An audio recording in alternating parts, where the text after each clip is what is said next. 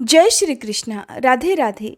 वैशाख मास के शुक्ल पक्ष की एकादशी को मोहिनी एकादशी के नाम से जाना जाता है और आज के दिन भगवान विष्णु के मोहिनी अवतार की विधि विधान से पूजा अर्चना की जाती है। पौराणिक मान्यताओं के अनुसार समुद्र मंथन के समय अमृत का एक कलश निकला था, जिसे दानवों से बचाने के लिए श्री हरि विष्णु ने मोहिनी का अवतार धारण किया था। इसलिए आज के दिन व्रत करने के साथ ही कथा का पाठ करने या फिर सुनने से 1000 गायों को दान देने के बराबर पुण्य की प्राप्ति होती है। साथ ही भगवान विष्णु हर संकट से मुक्ति भी दिलाते हैं। सबसे पहले तो आप सभी को मोहिनी एकादशी की ढेर सारी शुभकामनाएं। अब सुनिए मोहिनी एकादशी की कथा। साथ इस वीडियो के लास्ट में आप जानेंगे कि आज के दिन भगवान विष्णु की पूजा किस विधि विधान से करनी चाहिए। एक बार धर्मराज युधिष्ठिर ने भगवान श्री कृष्ण से मोहिनी एकादशी का महात्म्य जानने की इच्छा प्रकट की। तब उन्होंने एक पौराणिक कथा के माध्यम से मोहिनी एकादशी के महत्व को धर्मराज युधिष्ठिर को इस प्रकार समझाया। भगवान श्री कृष्ण कहने लगे, हे धर्मराज, पौराणिक कथा के अनुसार सरस्वती नदी के तट पर भद्रावती नाम की एक नगरी थी। वहां द्युतिमान नामक चंद्रवंशी राजा का राज्य था। इसी नगरी में हर तरह से संपन्न श्री विष्णु भक्त धनपाल नामक एक वैश्य भी रहा करता था। उस वैश्य ने नगर में कई भोजनालय, प्याऊ, कुएं, तालाब और धर्मशाला आदि बनवाए थे। साथ ही नगर की सड़कों पर आम, जामुन, नीम के अनेकों छायादार पेड़ भी लगाए थे। उस वैश्य के 5 पुत्र थे, जिनका नाम सुमन, सुदबुद्धि, मेधावी, सुकृति और धृष्ट बुद्धि था। उसका 5वां पुत्र बहुत ही खराब आदतों वाला था। वो अपने माता पिता और भाइयों में से किसी की बात भी नहीं मानता था। बुरी संगति में रहकर जुआ खेलता और पराई स्त्री के साथ भोग विलास किया करता था। साथ ही मांस मदिरा का सेवन भी करता था। इसी प्रकार अनेक बुरे कर्मों से वह अपने पिता के संचित धन को नष्ट करता रहता था। पुत्र के कुकर्मों से परेशान होकर धनपाल ने धृष्ट बुद्धि को घर से निकाल दिया। अब वह अपने गहने कपड़े बेचकर जीवन बिताने लगा। जब उसके पास कुछ भी नहीं रहा, तब बुरे कामों में साथ देने वाले मित्रों ने भी उसे छोड़ दिया। भूख प्यास से परेशान धनपाल के पुत्र ने चोरी का रास्ता अपना लिया, लेकिन वह चोरी करते हुए पकड़ा गया। तब उसे राजा के सामने प्रस्तुत किया गया, लेकिन वैश्य का पुत्र जानकर राजा ने उसे चेतावनी देकर जाने दिया। अब धृष्ट बुद्धि के सामने चोरी के अलावा और कोई रास्ता ही नहीं बचा था कि वह अपना पेट भर सके। तब उसने फिर से चोरी की और इस बार भी वह पकड़ा गया। दूसरी बार पकड़े जाने पर राजा ने उसे कारागार में डाल दिया, जहां उसे बहुत दुख दिए गए और बाद में उसे नगर से बाहर निकाल दिया गया। नगर से निकाले जाने पर धृष्ट बुद्धि वन में चला गया। वहां वह पशु पक्षियों का शिकार करके अब उन्हें मारकर खाने लगा और कुछ समय के बाद वह बहेलिया बन गया। एक दिन धृष्ट बुद्धि भूख और प्यास से व्याकुल खाने की तलाश में कौंडिन्य ऋषि के आश्रम में पहुंच गया। उस समय वैशाख मास चल रहा था और महर्षि गंगा स्नान करके वापस आ रहे थे। महर्षि के भीगे वस्त्रों के छींटे धृष्ट बुद्धि पर पड़ने से उसे कुछ ज्ञान की प्राप्ति हो गई। तब उसने कौंडिन्य ऋषि से हाथ जोड़कर कहा, हे महर्षि, मैंने अपने जीवन में बहुत सारे पाप किए हैं। कृपया आप इन सभी पापों से मुक्ति का कोई उपाय बताइए। तब ऋषि ने प्रसन्न होकर धृष्ट बुद्धि को वैशाख शुक्ल मोहिनी एकादशी का व्रत रखने को कहा कि इस व्रत को धारण करने से तुम्हारे सभी पाप नष्ट हो जाएंगे।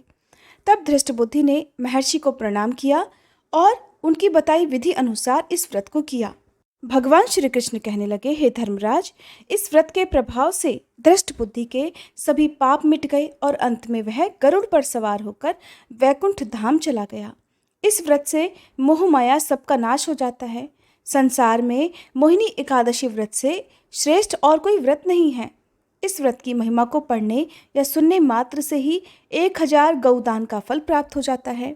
धर्मराज को मोहिनी एकादशी व्रत का महात्म्य सुनाकर भगवान श्री कृष्ण मौन हो गए। तब धर्मराज ने भी विधि विधान से वैशाख शुक्ल मोहिनी एकादशी का व्रत सच्चे मन और श्रद्धा से किया, जिससे उन्हें भी अंत में वैकुंठ लोक की प्राप्ति हुई। एकादशी का व्रत रखने वाले भक्तों को इस दिन सुबह जल्दी उठकर स्नान करके साफ स्वच्छ वस्त्र धारण करने चाहिए। फिर सूर्य देवता को अर्घ्य देना चाहिए। भगवान विष्णु की प्रतिमा के सामने हाथ में तिल और जल लेकर मोहिनी एकादशी व्रत रखने का संकल्प लेना चाहिए। इस प्रकार कि हे श्रीहरि, आज मैं पूर्ण श्रद्धा और भक्तिभाव से वैशाख शुक्ल एकादशी, जिसका नाम मोहिनी एकादशी है, व्रत रखने जा रही हूँ।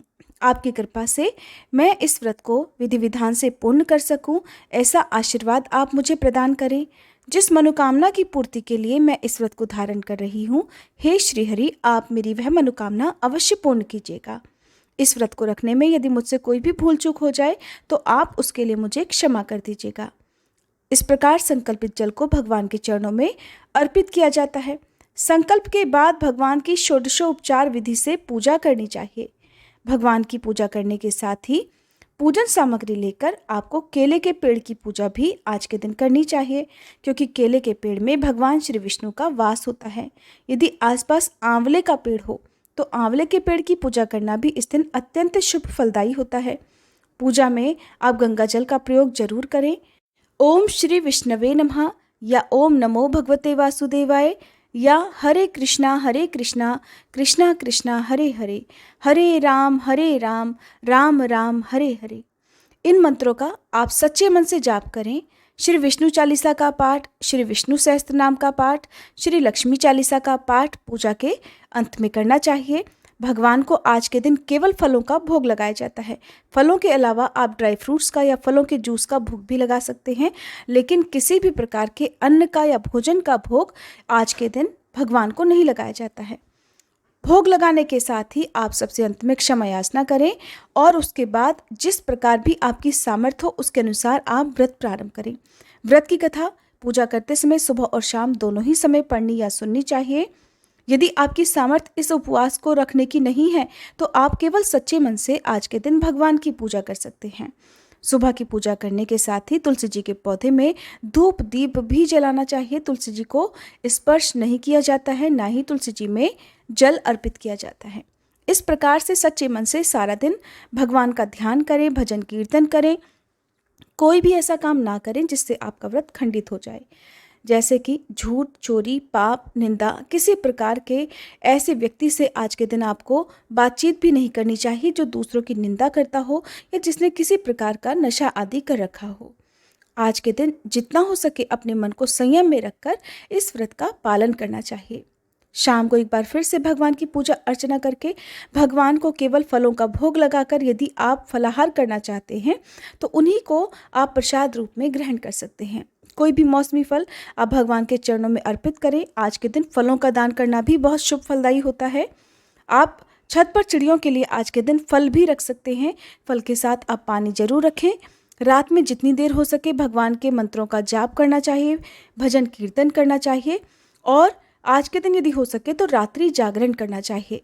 जागरण संभव ना हो तो जितनी देर तक सामर्थ्य हो उतनी देर आप भगवान के मंत्रों का जाप या भजन कीर्तन आदि कर सकते हैं। फिर अगले दिन द्वादशी तिथि को एक बार फिर से विधि विधान से भगवान की पूजा अर्चना की जाती है। भगवान को भोग लगाया जाता है। आज के दिन भोग में आप द्वादशी तिथि को शुद्ध सात्विक भोजन का, जैसे दाल, रोटी, सब्जियों में आप जो भी मौसमी सब्जियां हो, बैगन को छोड़कर या दालों में मसूर की दाल को छोड़कर आप अन्य दालों का, जैसे चने की दाल आदि का भोग भगवान को अर्पित कर सकते हैं और उसी को प्रसाद रूप में आप ग्रहण करके अपना व्रत खोल सकते हैं। लेकिन व्रत पारण करते समय तुलसी पत्र और जल का सेवन जरूर करना चाहिए, तभी ये व्रत पूर्ण माना जाता है। भोजन के अलावा आप मौसमी फलों में पीले फल जैसे केला, खरबूजा, पपीते आदि का या फिर आंवले का भोग लगाकर भगवान को तुलसी पत्र अर्पित करें और उसी को प्रसाद रूप में ग्रहण कर सकते हैं। व्रत पारण करते समय आपको दान की सामग्री भी मंदिर में रखनी चाहिए और उसको यथायोग्य व्यक्ति को दान में दे देनी चाहिए। पारण करते समय आपको भगवान के समक्ष बैठकर हाथ में जल लेकर, दाहिने हाथ में 3 बार जल लेकर और एक तुलसी पत्र रखकर आचमन करना है और उसके बाद भगवान से क्षमा याचना करनी है कि हे श्री हरि, मैंने सच्चे मन से मोहिनी एकादशी का व्रत धारण किया और आज द्वादशी तिथि को मैं इस व्रत का पारण करने जा रही हूँ। अपने द्वारा किए गए एकादशी व्रत का पुण्य मैं आपके चरणों में अर्पित करती हूँ। हे श्री हरि, जो कोई भूल चूक इस व्रत को धारण करने में मुझसे हो गई हो, अपनी संतान समझकर कृपया मुझे क्षमा कीजिएगा और अंत में मुझे अपने धाम बैकुंठ लोक में वास दीजिएगा। इस प्रकार संकल्पित जल को आप भगवान के चरणों में अर्पित कर दें। दान की सामग्री को आप दिन भर में किसी भी समय दान दे सकते हैं। कोशिश करें कि शुभ मुहूर्त के अंदर अंदर ही आप दान में दें और उसी शुभ मुहूर्त में अपना व्रत भी खोल लें।